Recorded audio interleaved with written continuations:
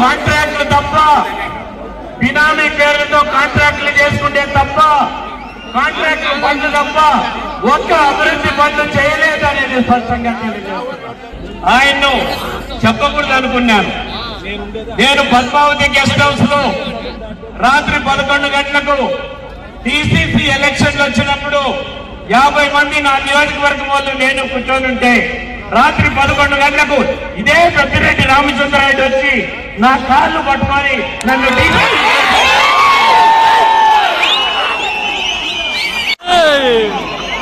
ఇదే నేను కాణిపాకంలోనో తరిగండలలో ప్రభుత్వం గారికి సిద్ధంగా ఉన్నాను.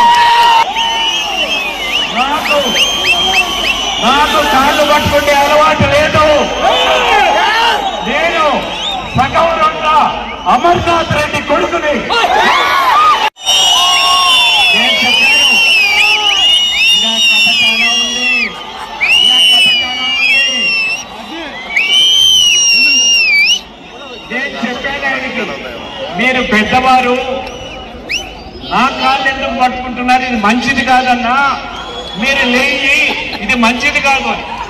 నువ్వు కిరణ్ నువ్వు కాకన్నా అంటే నాకు సపోర్ట్ చేయండి, నేను డీసీసీ ప్రెసిడెంట్ అవుతానని నా కాళ్ళు పట్టుకొని 50 మంది నా నియోజకవర్గం తాకట్టు పెట్టము. ఇన్ని రోజులు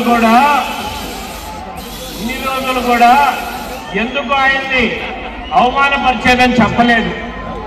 కానీ అధికార అహంకారం